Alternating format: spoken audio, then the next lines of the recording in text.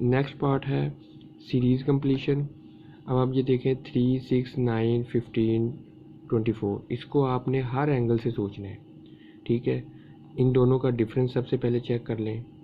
ठीक है, उसके बाद आप टेबल लगा के देख लें कि ये टेबल तो नहीं किसी से मल्टीप्लाई तो नहीं हो रहा, 3 को 2 से मल्टीप्लाई तो नहीं किया, फिर इसको अगेन 2 से मल्टीप्लाई तो नहीं किया, इसको अगेन 2 से मल्टीप्लाई तो नहीं किया। या इन दोनों का डिफरेंस देख लें कि इन दोनों का क्या डिफरेंस आ रहा है सेम। अगर 3 में से 6 में से 3 निकालें, माइनस करें तो 3 का डिफरेंस है, और 9 में से 6 निकालें फिर 3 का डिफरेंस है।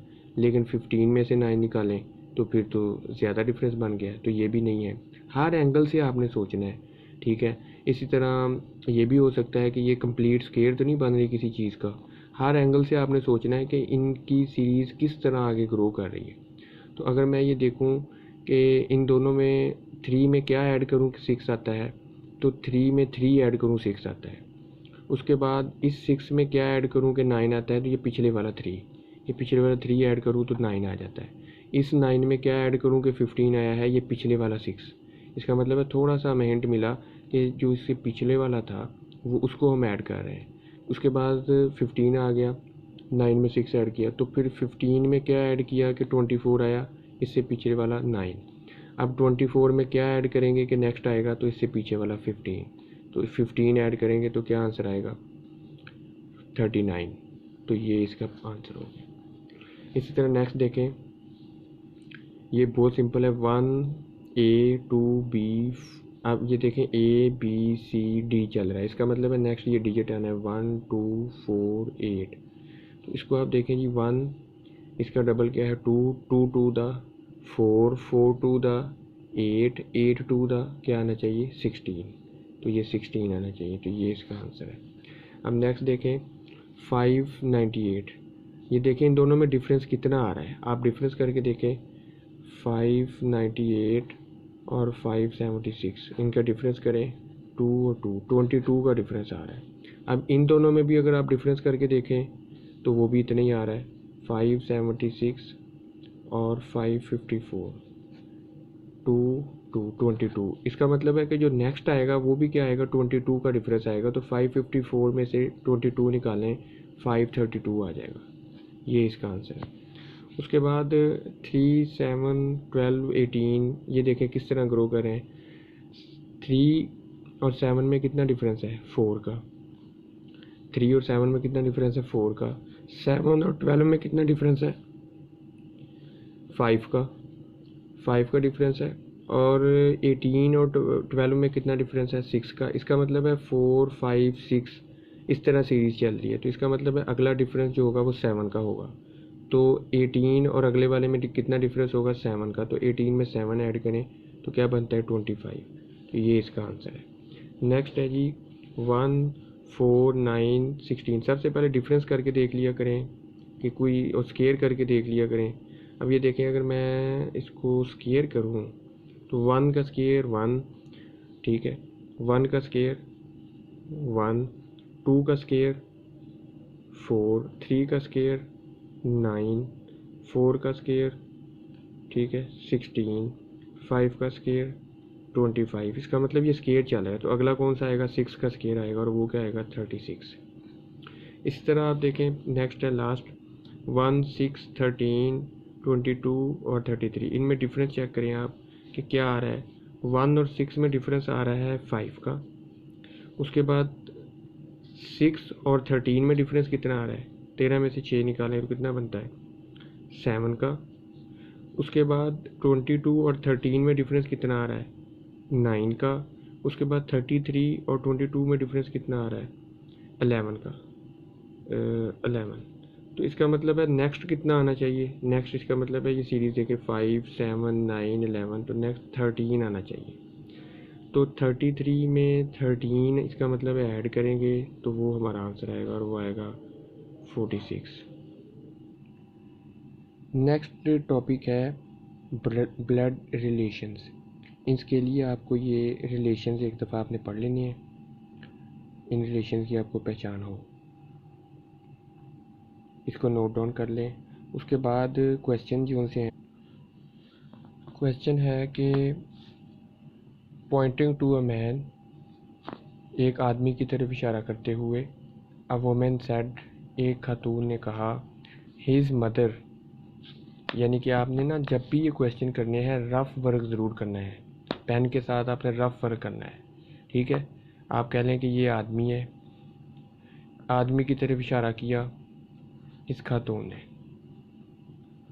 खातून ने इशारा करके कहा कि हिज मदर, इस आदमी की जो मदर है, ठीक है, इसकी जो मदर है, इज़ द ओनली डाटर, यानी कि इस आदमी की जो मदर है वो इकलौती बेटी है। ऑफ माई मदर, मेरी मदर की, ठीक है। यानी इस ये जो खातून है ना, इसकी मदर की, ये ठीक है, इसकी मदर की ये इकलौती बेटी है। How is the women related to, तो इस खातून का इस आदमी के साथ क्या ताल्लुक़ है। अगर आप गौर करें तो वो कह रही है कि खातून इस आदमी की तरफ इशारा करके कह रही है कि इस आदमी की जो मदर है ना, इस आदमी की जो मदर है वो इकलौती बेटी है। ये देखें, ये साइन है ओनली, ये आपको इशारा दे रही है कि ओनली डाटर, एक ही बेटी है किसकी, माई मदर की। तो माई मदर की इकलौती है भी इकलौती बेटी, तो वो खुद भी खातून है, तो वो खुद ही है। एक्चुअली वो खुद अपने बारे में ही बता रही है कि वो मेरी मदर की इकलौती बेटी है, यानी कि इसकी जो मदर है। तो एक्चुअली ये खातून ही इसकी मदर है, ये इसका प्रॉपर आंसर है, ठीक है।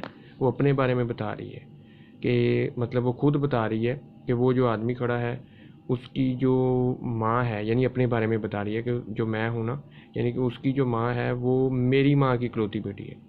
तो अब मेरी माँ की ये जो माई मदर है, माई मदर यानी मेरी माँ की इकलौती बेटी, मेरी माँ की इकलौती बेटी तो वो खुद हुई, वो खुद ही है ना, तो इकलौती है ना, तो वो खुद ही है। माई मदर, जब माई मदर आ गया इसका मतलब है मेरी माँ की इकलौती बेटी वो खुद है। तो ये जो खुद है ये कौन है, ये मदर है उस आदमी की, तो इसका मतलब ये खुद ही है उसकी जो है वो उस आदमी की मदर। नेक्स्ट देखें, A and B are brothers. आप लिख लें यहाँ पे ए और बी क्या है, भाई है। सी एंड डी आर सिस्टर्स, ये बहनें हैं, ये दोनों बहनें हैं। एज सन, ये देखें जी, ए सन, ए का जो बेटा है, इज डीज ब्रदर, वो किसका, ये जो बेटा है ये किसका भाई है, डी का। तो ये दोनों तो बहनें हैं, तो अगर ये जो बेटा है ए का, ये जो बेटा है ये डी का भाई है तो सी का भी भाई है, क्योंकि ये दोनों बहनें हैं। तो ये दो बहनें और ये एक, ये क्या हो गए, तीन बहन भाई हो गए। टोटल ये क्या हो गए, बहन भाई, यानी कि जो ए का बेटा था वो इसका भाई था, तो ये दोनों और ये तीनों क्या हो गए, बहन भाई। अब वो आगे कह रहा है कि how B is related to C, कहता है ये बी का इस सी से क्या रिलेशन है। आप देखेंगे जो डी या सी के साथ रिलेशन एक ही बात है, क्योंकि ये दोनों बहनें हैं। तो बी जो सा है, ये दोनों भाई थे, तो ये इसके औलाद हो गई, ये बेटा और ये बेटियां, ये इसकी औलाद हो गई। तो ये बी, ये दोनों भाई थे, तो ये चचा हो गया। ये क्या हुआ, ये इसके भतीजे हो गए। ये और ये दोनों क्या हो गए, इसके भतीजे हो गए। तो फिर इसका अंकल का रिलेशन हुआ, ठीक है, ये अंकल है।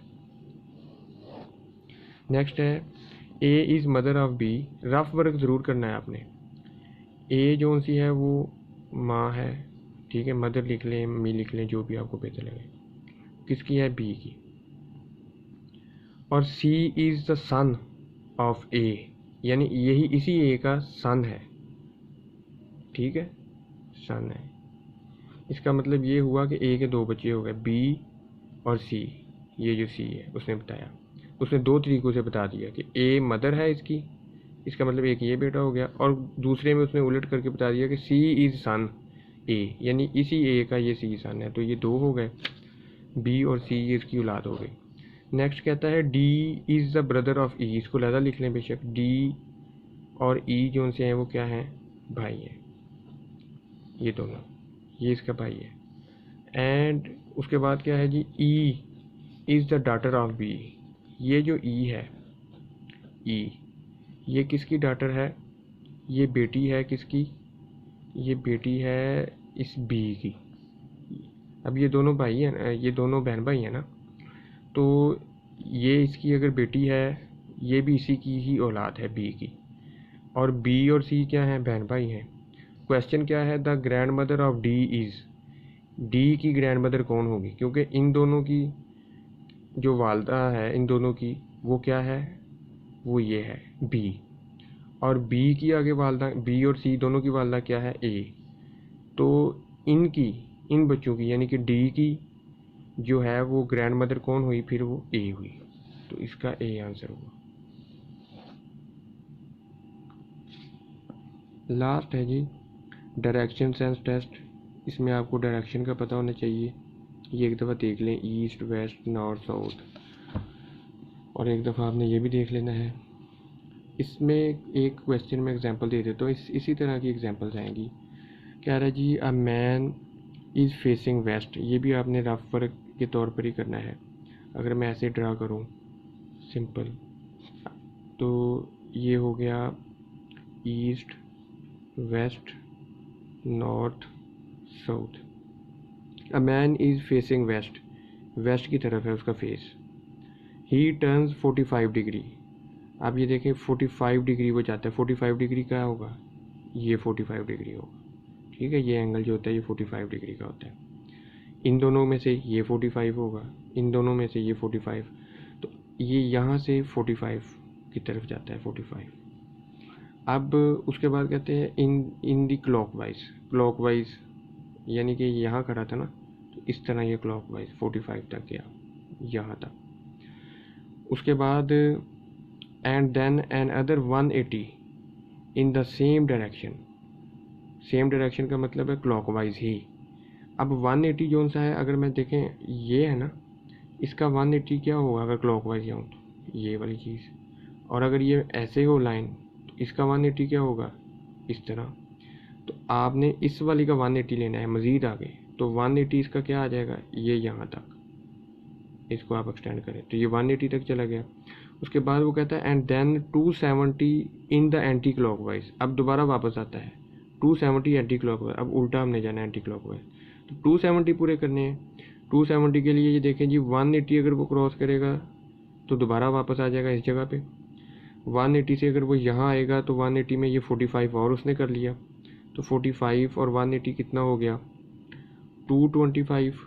225 में उसने जाना है 270 तक, तो 270 तक जाने के लिए उसको 45 और चाहिए, तो वो यहाँ तक आएगा 45। इसका मतलब है वो इस जगह पे है। तो वो कहता है कि which direction is he facing now, तो ये कौन सी डायरेक्शन है, ये साउथ और वेस्ट की डायरेक्शन बनती है। वो यहाँ पे इस वक्त मौजूद है ना, तो ये साउथ और वेस्ट की डायरेक्शन है, तो ये साउथ वेस्ट की डायरेक्शन है। ये थे क्वेश्चंस, इस एक एक एग्जांपल्स मैंने आपको जितनी हो सकता है दी हैं, और बाकी जो रह गए हैं पॉइंट्स उनकी भी देखेंगे क्वेश्चंस वगैरह। रफ वर्क ज़रूर करें, मोर एंड मोर प्रैक्टिस करें। ख़ास तौर पे ये जो स्टेटमेंट वाले क्वेश्चंस आएंगे, इनके लिए आपने अपने पेन के साथ रफ वर्क ज़रूर करना है। रफ वर्क करना है, जो भी वो स्टेटमेंट दे उसको आपने लिखना है। रफ वर्क के बगैर ये वर्बल रीजनिंग जो है वो थोड़ी सी मुश्किल हो जाती है, तो आपने जो है वो इसको रफ वर्क जो है वो ज़रूर करना है। तो हमें याद रखिए। अल्लाह हाफ़िज़।